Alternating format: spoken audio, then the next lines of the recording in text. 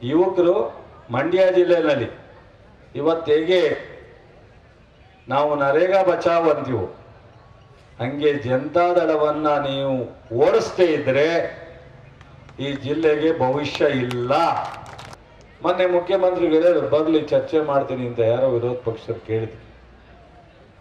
ನಮ್ಮ ಜಿಲ್ಲೆನಲ್ಲಿ ಏನು ಅಭಿವೃದ್ಧಿಗೆ ಕಳೆದ 5 ವರ್ಷಕ್ಕೆ ಕಂಪೇರ್ ಮಾಡಿದ್ರೆ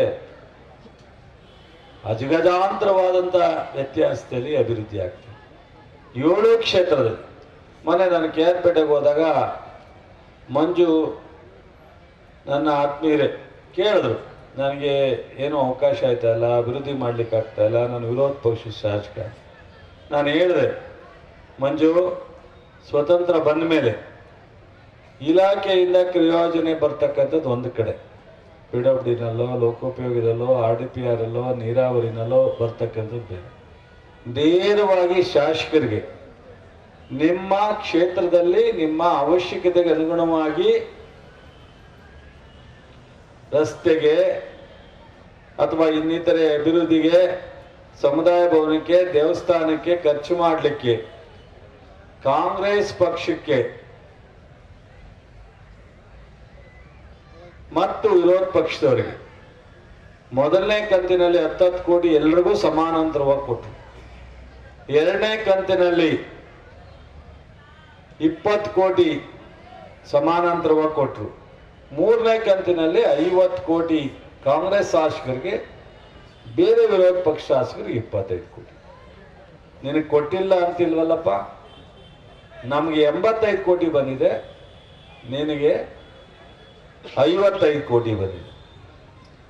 ಹಿಂದೆ ಸ್ವತಂತ್ರ ಬಂದ ಮೇಲೆ ಯಾರಾದರೂ ಒಬ್ರು ಸರ್ಕಾರದ ಮುಖ್ಯಮಂತ್ರಿಯಾಗಿ ಈ ತರ ಶಾಸಕರಿಗೆ ನೇರವಾಗಿ ಕೊಟ್ಟಿದ್ದೀವಿ ಅಂತ. ಹಾಗೆಯೇ ನಮ್ಮಲ್ಲಿ ಕನಿಷ್ಠ ಬಿಡುಗಡೆ ಮಾಡ್ತೀವಿ, ವಿತ್ ಅಂಕಿಅಂಶ ಸಹಿತ ಬಿಡುಗಡೆ ಮಾಡ್ತೀವಿ. ನಾವು ಕುಮಾರಸ್ವಾಮಿ ತರ ಬಿಡುಗಡೆ ಮಾಡಲ್ಲ. ನಾನು 8,000 ಕೋಟಿ ಇನ್ನೂ ಹೇಳ್ತಲೇವ್ರೆ, ಅದು ಎಲ್ಲಿ ಯಾರಲ್ಲಿತ್ತು, ಎಲ್ಲಿ ಪಾಪ ಹೊರಟೋಯ್ತು, ಯಾರು ಹಿಡ್ಕೊಂಡೋದ್ರು ಗೊತ್ತೇ ಆಗಲಿಲ್ಲ ಅವ್ರ ಕಾಲದಲ್ಲಿ. 8,000 ಕೋಟಿ ಫೈನಾನ್ಸ್ನಲ್ಲೂ ಓಡಲಿಲ್ಲ. ನಾನು ಹುಡುಕಿಸ್ದೆ ಮಂತ್ರಿಯಾಗಿ, ಎಲ್ಲಾರು ಅವ್ರು ಮುಖ್ಯಮಂತ್ರಿ ಆದಾಗ ಅಸೆಂಬ್ಲಿಲಿ ಘೋಷಣೆ ಮಾಡಿದ್ರು, ಅದೂ ಇಲ್ಲ. ಬಜೆಟಲ್ಲಿ ಸೇರಿಸಿದ್ರು, ಅದೂ ಇಲ್ಲ. ಫೈನಾನ್ಸ್ನಲ್ಲಿ ಯಾವ್ದಾರ ಯೋಜನೆಗೆ ಸೇರಿಸಿದ್ರು, ಅದೂ ಇಲ್ಲ. ಎಲ್ಲೂ ಇಲ್ಲ. ಅದು ಎಲ್ಲಿದೆಯೋ ಗೊತ್ತಿಲ್ಲ ನನಗೆ.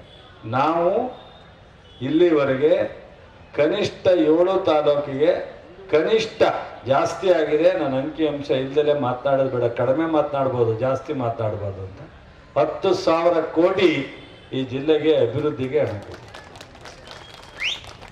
ಈ 1,25,000 ಕೋಟಿ ಜನಪರವಾದಂಥ ಯೋಜನೆಗೆ ಅಲ್ದಲೇ 10,000 ಕೋಟಿ ಅಭಿವೃದ್ಧಿ.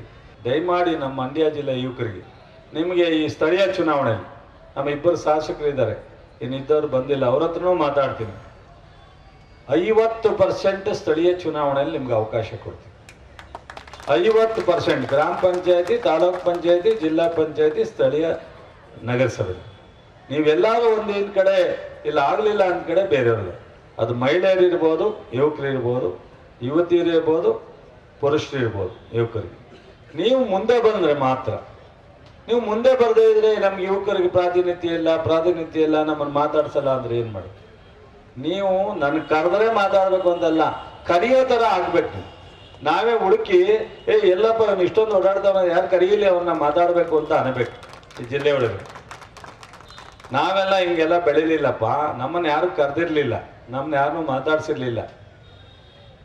ನಾನು 94ರಿಂದ 99 ನನ್ನ ಜನತಾದಳದಲ್ಲಿದ್ದಾಗ ದೇವೇಗೌಡರು ಪ್ರಧಾನಿ, ಜಯಂತ್ ಪಟೇಲ್ ಚೀಫ್ ಮಿನಿಸ್ಟ್ರು, ST ಜಯರಾಮಣ್ಣ ಅವರು ಸತ್ತ ಮೇಲೆ ನಾಗೇಗೌಡರು ಮಂತ್ರಿ, ಸೋಮಶೇಖರ್ ಮಂತ್ರಿ, ಕೃಷ್ಣ ಅವರು MP, ಈ 2 ಜನ ನನ್ನನ್ನು ಸ್ಟೇಜಿಂದ ಒದ್ದಾಕೋ ಥರ ಇದ್ದರು. ಅವಾಗ ಹೋರಾಟ ಮಾಡಿ ಮೇಲೆ ಬಂದ. ನಾವು ಕಷ್ಟಪಡ್ದೆ ಯಾವುದೂ ಸಿಗಲ್ಲ, ಒಂದು ಬೆಳೆನೂ ಸಿಗಲ್ಲ, ಒಂದು ಅಂಗಡಿಲಿ ವ್ಯಾಪಾರನೂ ಲಾಭ ಸಿಗಲ್ಲ. ಎಲ್ಲ ಏನೇ ಸಿಕ್ಬೇಕಾದ್ರೂ ಕಷ್ಟಪಡಬೇಕು. ಯಾರೋ ಒಬ್ರಿಗೆ ಲಾಟ್ರಿ ಸಿಕ್ತು ಅಂದರೆ ಎಲ್ರಿಗೂ ಲಾಟ್ರಿ ಹೊಡೆಯೋದ? ಲಾಟ್ರಿ 1 ಕೋಟಿಗೆ ಒಬ್ರಿಗೆ ಸಿಗಲ್ಲ. ಎಲ್ಲ ಶ್ರಮದಿಂದನೇ ಪ್ರತಿಫಲ ಸಿಕ್ಕೋದು. ನಮ್ಮ ಯುವಕರಿಗೆ ಬೇಜಾರು ಮಾಡ್ಕೋಬೇಡಿ ದಯಮಾಡಿ. ನಾನು ಇವತ್ತೇನು ಜಿಲ್ಲಾ ಪಂಚಾಯತಿ, ಡೈರಿ, DC ಬ್ಯಾಂಕು ಇದಾರಲ್ಲ, 94ರಿಂದ ಇಲ್ಲಿವರೆಗೆ ಎಷ್ಟು ಜನ ಅಧ್ಯಕ್ಷಗಳಾಗಿದ್ದಾರೆ, ಇವತ್ತು ಕೇಂದ್ರದಲ್ಲಿ ಎಷ್ಟು ಜನ ಚೇರ್ಮನ್ ಆಗಿದ್ದಾರೆ, ಸುಮ್ಮನೆ ನೋಡಿ.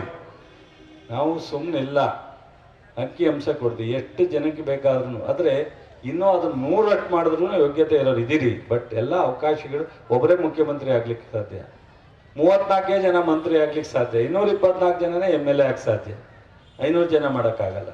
ಅದನ್ನು ಅರ್ಥ ಮಾಡ್ಕೋಬೇಕು. ಯುವಕರು ಮಂಡ್ಯ ಜಿಲ್ಲೆಯಲ್ಲಿ ಇವತ್ತು ಹೇಗೆ ನಾವು ನರೇಗಾ ಬಚಾವ್ ಅಂತೀವಿ, ಹಂಗೆ ಜನತಾದಳವನ್ನು ನೀವು ಓಡಿಸ್ತೇ ಇದ್ರೆ ಈ ಜಿಲ್ಲೆಗೆ ಭವಿಷ್ಯ ಇಲ್ಲ. ನನ್ನಗೋಸ್ಕರ ಓಡಿಸ್ಬೇಡಿ, ನನಗೋಸ್ಕರ ಓಡಿಸ್ಬೇಡಿ. ಸ್ವತಂತ್ರ ಬಂದ ಮೇಲೆ ಏನೆಲ್ಲ ಅಂಕಿಅಂಶ ತಗೊಂಡು ಒಂದು 5 ನಿಮಿಷ ಕೂತ್ಕೊಳ್ಳಿ, ನಿಮಗೆ ಗೊತ್ತಾಗುತ್ತೆ ಯಾರ್ಯಾರ ಕಾಲದಲ್ಲಿ ಏನೇನು ಆಗಿದೆ.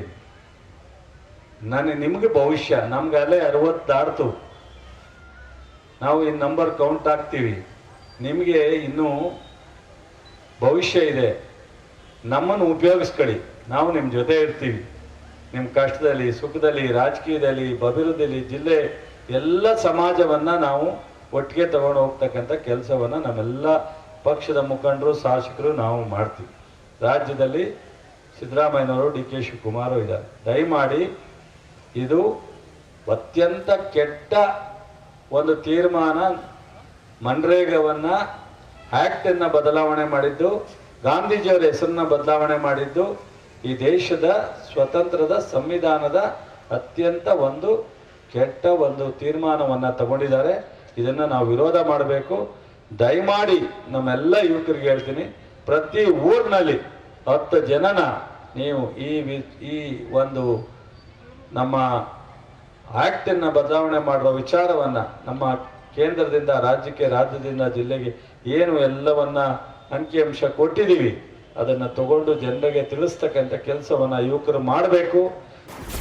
ಕರ್ನಾಟಕ ನ್ಯೂಸ್ ಡಿಜಿಟಲ್ ಚಾನಲ್ ಅನ್ನು ಈಗಲೇ ಸಬ್ಸ್ಕ್ರೈಬ್ ಮಾಡಿ. ಧನ್ಯವಾದಗಳು.